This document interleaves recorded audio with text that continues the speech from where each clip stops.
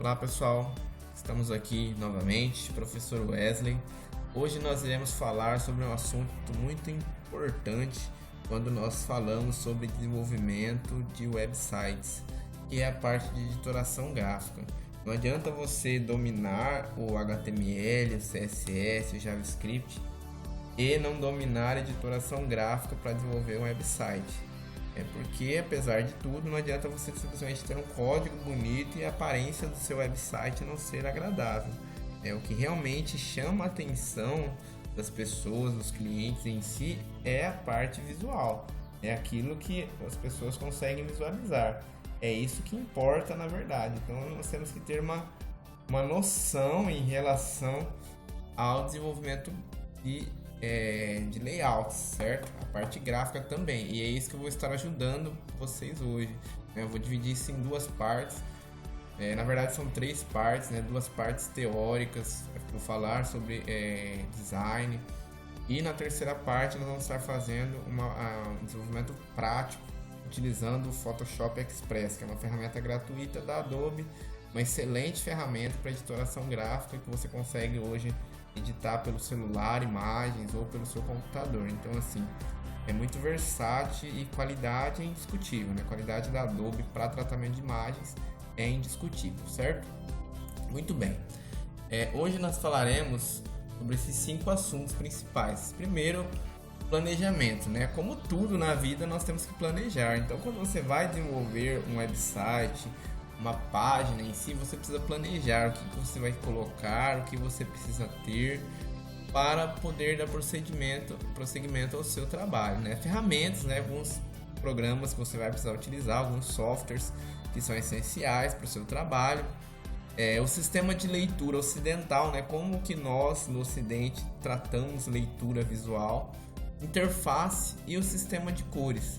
Existem 2 tipos de sistema de cores que nós vamos olhar na prática e são extremamente importantes na hora de editar uma imagem, para não dar problema quando você for colocar essa imagem em produção, certo? Primeiramente, quando começa o planejamento visual? Nós já tivemos um curso falando sobre preparação de um website do início ao fim. Eu vou estar subindo ele aqui no YouTube em breve. Mas nós sabemos que para tudo começar, nosso trabalho começar, é necessário nós montarmos um briefing e o nosso cliente passar para nós esse briefing preenchido da forma que nós possamos desenvolver toda a estrutura do que realmente vai satisfazer a sua vontade, não simplesmente você montar toda a sua estrutura para chegar no final, na metade do caminho, o cliente falar que não é isso que ele espera. Um briefing, ele vai traçar exatamente aquilo que o cliente espera e não aquilo que muitas vezes ele acha que espera. Muitas vezes o cliente passa para você uma coisa que ele acha que é aquilo, mas não é bem aquilo que ele precisa, certo? No planejamento nós também vamos decidir a tipografia, quer dizer, qual a fonte, qual que é a letra que nós vamos utilizar, a estrutura das fontes, que nós chamamos de tipografia, as imagens, qual que vai ser a estrutura de imagens, principalmente qual a estrutura de cores, é muito importante. Produção do layout, essa parte já nós fazemos a estrutura do layout para que o cliente aprove. E por fim, a impressão ou veiculação daquilo que foi aprovado e finalizado, certo? Muito bem. Ferramentas para a editoração eletrônica. Nós temos alguns softwares no mercado que são os mais utilizados. Nós temos 3 tipos de software. Nós temos os softwares ilustradores, os editores de imagem e os finalizadores. Nós temos então os softwares ilustradores, que são vetorizadores, na verdade. Eles fazem as imagens em forma de vetor. O que é um vetor? Vetor é quando você faz uma imagem e ela é calculada de forma matemática. Então, por exemplo, você pode fazer uma imagem pequena, com 20 KB que seja, e você consegue usar essa imagem, por exemplo, no outdoor, certo? E ela não vai perder a qualidade, porque ela funciona dessa forma.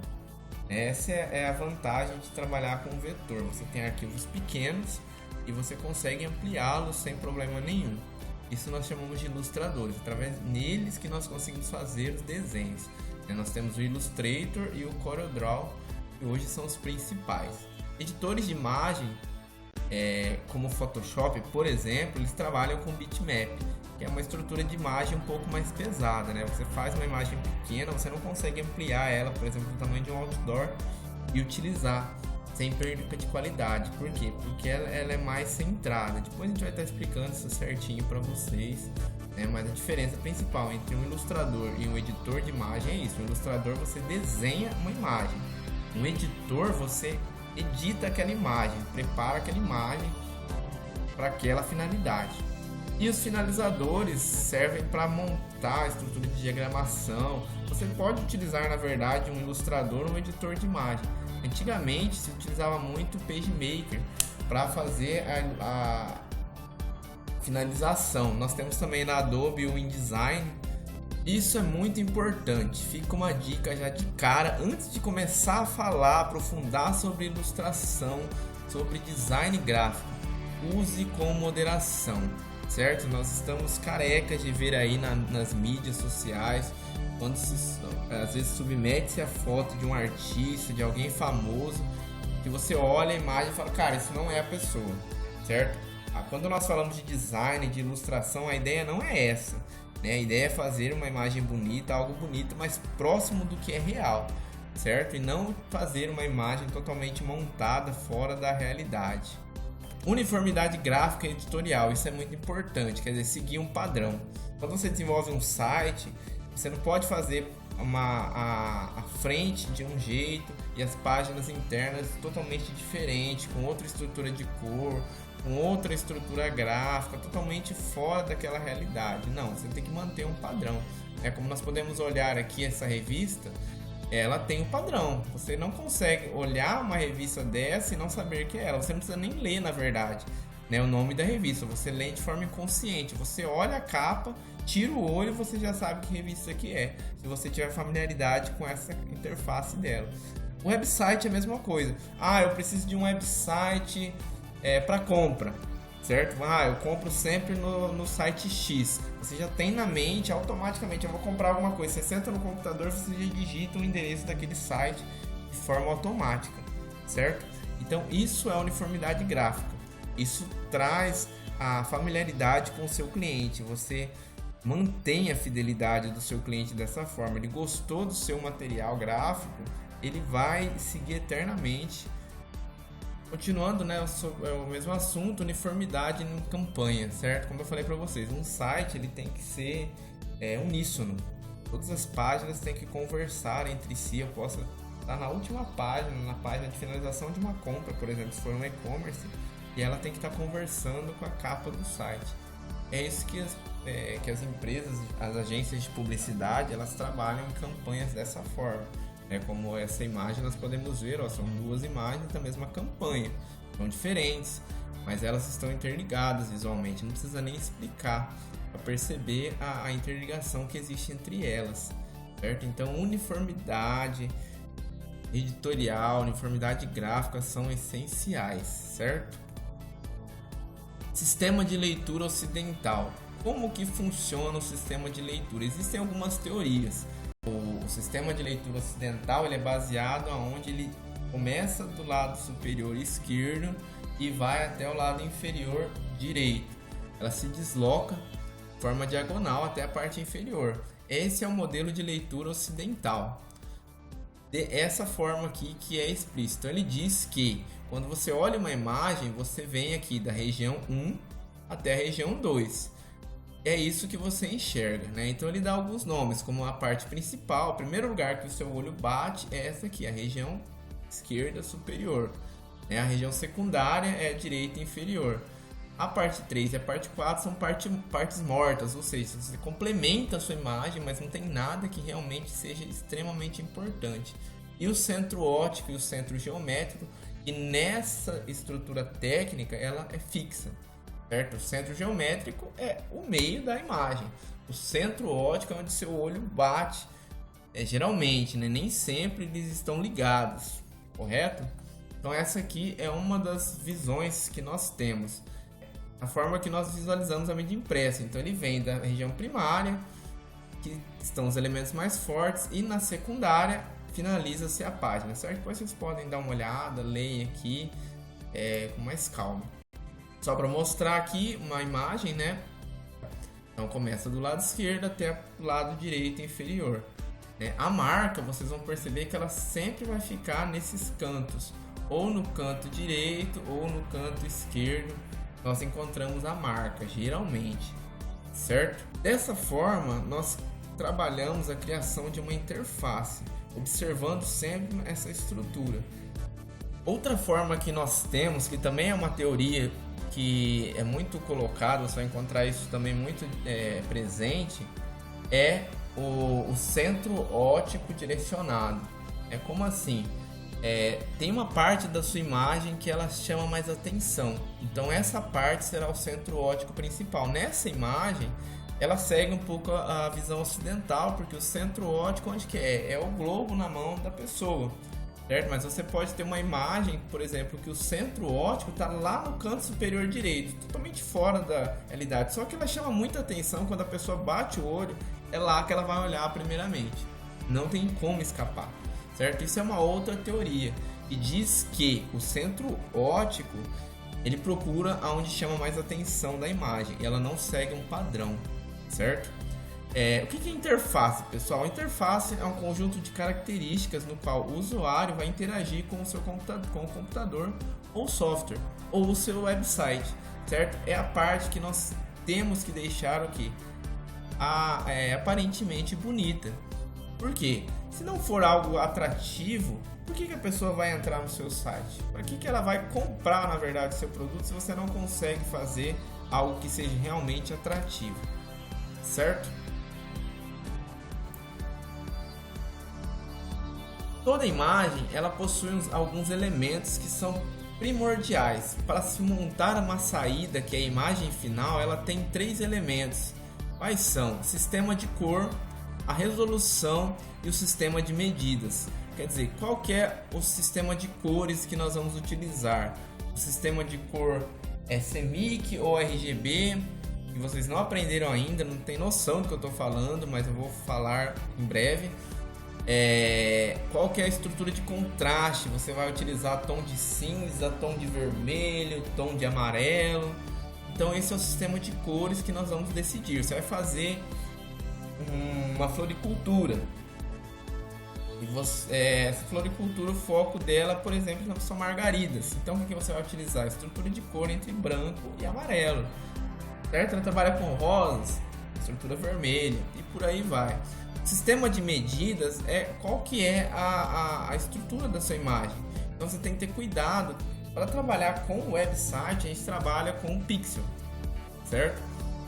Quando você vai trabalhar com impressão gráfica, você já trabalha com centímetros, né, milímetros, e por aí vai. E a resolução é principalmente a resolução que a pessoa vai estar utilizando, né?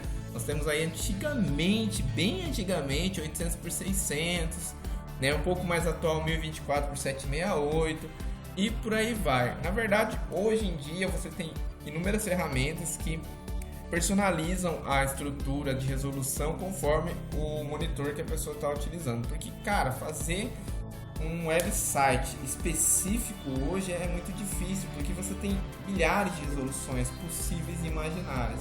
Então, o principal foco que o seu site tem que ter é ser responsivo. O que é responsividade?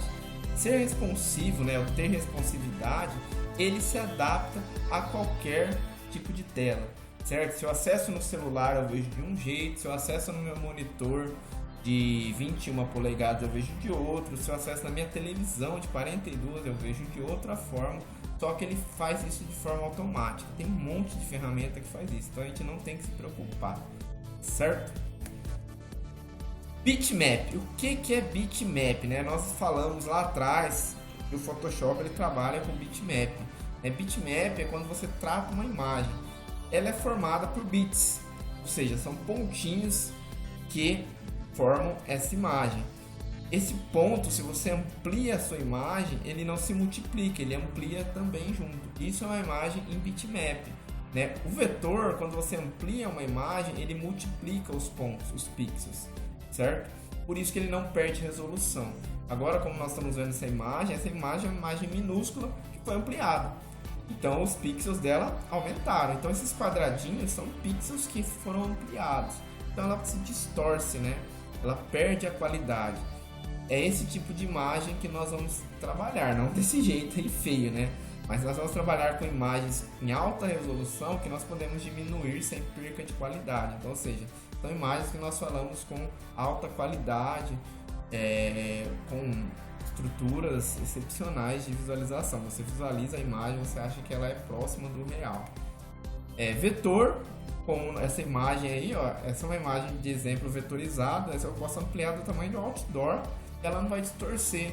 Ou eu posso fazer ela minúscula e ela não vai distorcer. Por quê? Ela é baseada em cálculo matemático. Então, um pixel dessa imagem, ele é do tamanho de um pixel minúsculo, certo? Um pontinho de luz. Conforme eu amplio essa imagem, ela é vetorizada, esse pontinho ele vai se multiplicando. Então ele aumenta a quantidade de pixels, certo? Por isso que eu tenho uma imagem pequena, em kbytes, 10 kbytes, e eu transformo ela num outdoor de 2 GB, por exemplo, 1 GB de imagem. Né? Porque ele vai se multiplicando, os pixels se multiplicam e ele não perde a qualidade. Se eu diminuo, eles vão se dividindo e volta a ter lá de 2 GB 90K, por exemplo, certo? Quais são os formatos, certo? Bitmap, JPEG, PNG, GIF, PSD, que é o formato do Photoshop, TIFF e BMP. Todos esses formatos de arquivo são bitmap. E os vetores? AI, que é do Adobe Illustrator, EPS, que também é do Illustrator, CDR, que é do CorelDRAW, o famoso PDF, né? Quando você vai mandar uma arte para uma gráfica fazer impressão, geralmente nós mandamos em PDF.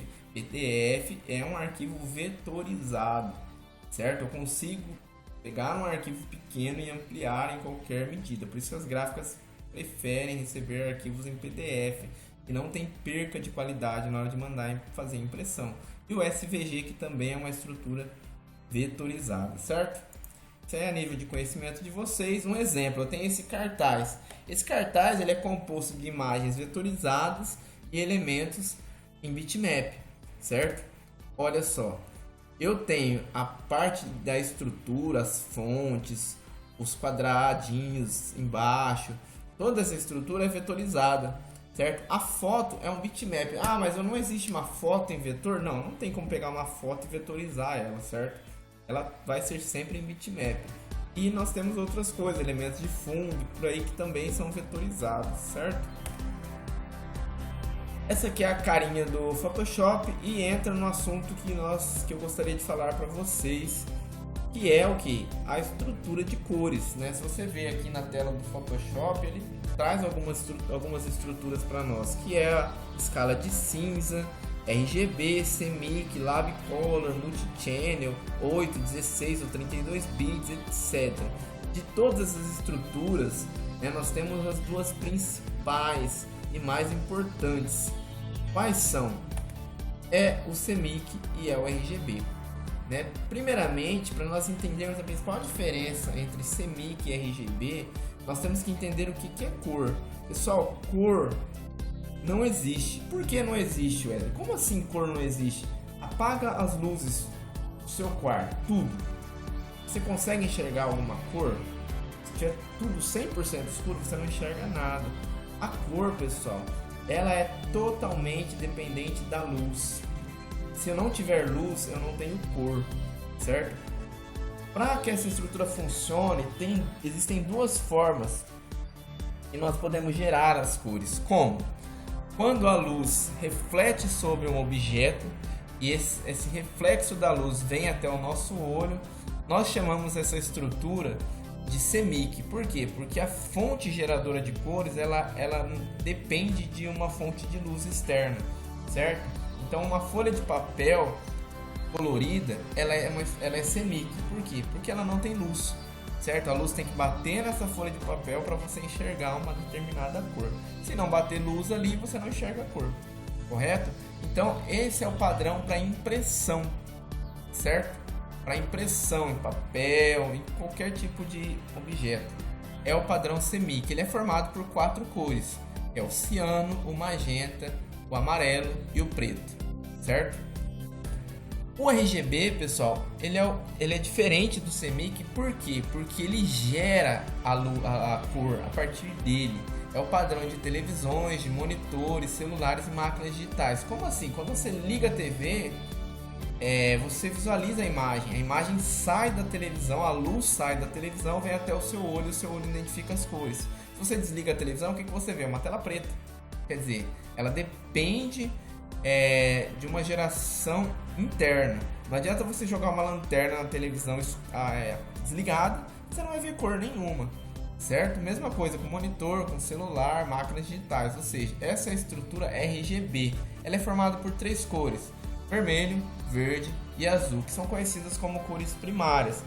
O RGB, ela gera essas cores, então a iluminação é gerada através dela, certo? Essa é a diferença entre RGB e CMYK. Você vai fazer uma imagem para o website, RGB. Vai fazer uma imagem para impressão de um cartão de visita, padrão CMYK, certo? As ferramentas que trabalham com imagem, você define a estrutura de cor que você quer trabalhar. Você quer trabalhar com CMYK ou se você quer trabalhar com RGB, certo? Tom de cinza, não tem nem o que falar, né? Tá até a página do livro aqui que todo mundo conhece, só para ilustrar, né? Mas a questão é que o tom de cinza trabalha entre branco e preto. E entre essa margem do branco até o preto, nós temos começando com 8 bits até 256 tons possíveis de cinza, certo? Então existem 256 formas do cinza se apresentar. Bom, pessoal, basicamente era isso que eu tinha para mostrar para vocês hoje, uma introdução à parte de ilustração. Nós temos ainda mais uma aula teórica com alguns conceitos que são importantes. Hoje nós vimos a estruturação de cores, a forma que uma pessoa visualiza uma determinada imagem, como que nós devemos trabalhar. Essa parte é muito importante. Logo vou estar colocando o restante desse curso para vocês. E a nossa terceira parte será um curso prático do Photoshop Express, que é uma ferramenta gratuita cedida pelo Adobe, e a gente consegue fazer toda a estrutura básica no tratamento de imagens, certo? Muito obrigado, curta, divulguem e se inscrevam no canal. Espero vocês na próxima, até mais!